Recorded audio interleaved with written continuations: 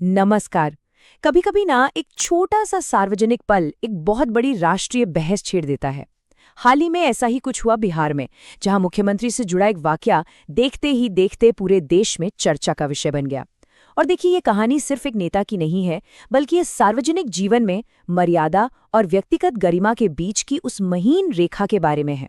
तो चलिए आज इसी पूरे विवाद को परत दर परत समझते हैं। और ये पूरा विवाद हमें एक बहुत ही बुनियादी सवाल पर लाकर खड़ा कर देता है कि एक पब्लिक ऑफिसर का कर्तव्य कहाँ खत्म होता है और एक व्यक्ति की गरिमा कहाँ से शुरू होती है। सच पूछिए तो यही सवाल इस पूरी कहानी के केंद्र में है।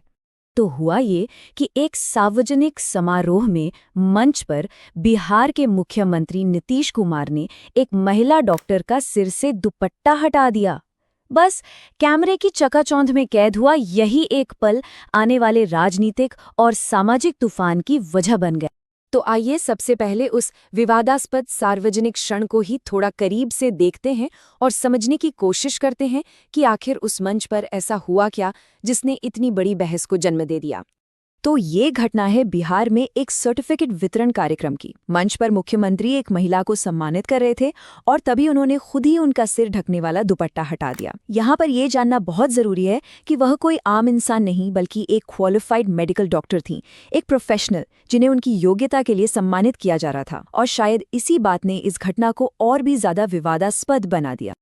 अब जैसे ही इस घटना का वीडियो वायरल हुआ, सबसे पहली और सबसे तीखी प्रतिक्रियाएं आईं देश के प्रमुख धार्मिक नेताओं की तरफ से।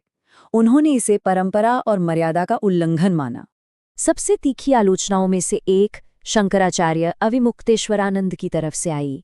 उन्होंने तो सीधे सीधे मुख्यमंत्री की मानसिक स्थिति पर ही सवाल उठा दिया और यहाँ तक कह दिया कि उन्हें अब पद से विराम ले लेना चाहिए। मतलब ये सिर्फ एक आलोचना नहीं थी, बल्कि ये उनके शासन करने की क्षमता पर एक सीधा सवाल था। ऐसी ही भावना कथावाचक देवकी नंदन ठाकुर के शब्दों में भी दिखी। उन्होंने भी कहा कि भाई, इतने लंबे समय तक राज करने के बाद शायद अब नेतृत्व बदलने का समय आ गया है। उनका संदेश साफ था, किसी महिला का इस तरह से अपमान करना किसी भी नेता के लिए स्वीकार नहीं किया जा सकता। लेकिन ये बहस ज्यादा देर तक धार्मिक दायरों में नहीं रही। बहुत जल्दी सोशल मीडिया पर एक नई लहर उठी। लोगों ने तर्क दिया कि ये मुद्दा किसी एक धर्म का नहीं है, बल्कि हर महिला के मान सम्मान का है। बात अब सिर्फ एक घूंघट की नहीं रह गई थी, बल्कि व्यक्तिगत स्वतंत्रता और पसंद के अधिकार की हो गई थी। और जाहिर है, जब बहस सार्वजनिक सम्मान और अधिकारों की हो तो राजनीति का आना तो तय था। विपक्ष ने इस मौके को हाथ से जाने नहीं दिया और ये घटना एक बड़े राजनीतिक तूफान में बदल गई। इसके बाद तो विरोध के स्वर हर तरफ से गूंजने लगे। कांग्रेस से लेकर समाजवादी पार्टी तक विपक्ष के बड़े बड़े नेताओं ने एक सुर में मुख्यमंत्री के इस कदम की कड़ी निंदा की। ये एक चौतरफा राजनीतिक हमला था, जिसने मुख्यमंत्री और उनकी सरकार को पूरी तरह से बैकफुट पर धकेल दिया। इस राजनीतिक दबाव के कुछ ठोस परिणाम भी निकले। सबसे पहले तो मुख्यमंत्री से सार्वजनिक तौर पर माफी मांगने की मांग उठी। फिर उनकी सेहत और शासन करने की क्षमता पर भी सवाल उठाए जाने लगे। और आखिर में इस मामले ने एक कानूनी मोड़ भी ले लिया, जब जम्मू कश्मीर में उनके खिलाफ एक एफआईआर तक दर्ज करा दी। ये सब दिखाता है कि ये मुद्दा अब सिर्फ राजनीति का नहीं रह गया था, बल्कि ये बहस व्यक्तिगत गरिमा के एक कहीं ज्यादा गहरे और बुनियादी सवाल पर आकर टिक गई थी। इस बहस की जटिलता तब और बढ़ गई जब जावेद अख्तर जैसे बुद्धिजीवियों ने भी अपनी राय रखी। उन्होंने एक बहुत ही नुआंस्ड बात कही। उन्होंने कहा कि वो खुद पर्दा प्रथा के खिलाफ हैं, लेकिन किसी की व्यक्तिगत पसंद पर इस तरह हमला करना बिल्कुल भी स्वीकार्य नहीं है। यह दिखाता है कि एक प्रथा का विरोध करते हुए भी एक व्यक्ति के अधिकार का सम्मान किया जाना चाहिए। तो अब ये जो पूरा विवाद है ना, इसके दो पहलू सामने आते हैं।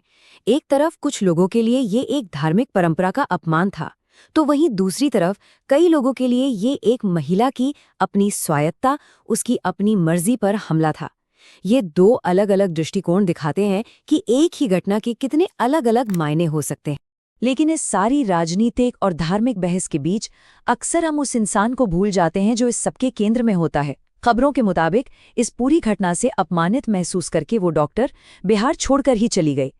ये हमें याद दिलाता है कि सार्वजनिक विवादों की गहरी मानवीय कीमत भी होती है। और अंत में ये घटना हमें एक बहुत जरूरी सवाल के साथ छोड़ जाती है, जो सिर्फ बिहार या नीतीश कुमार तक ही सीमित नहीं है।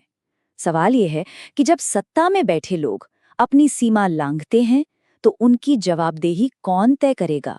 जनता, कानून या फिर उनकी अपनी अंतरात्मा? इसका जवाब ही कहीं न कहीं हमारे लोकतंत्र के स्वास्थ्य को परिभाषित करता है।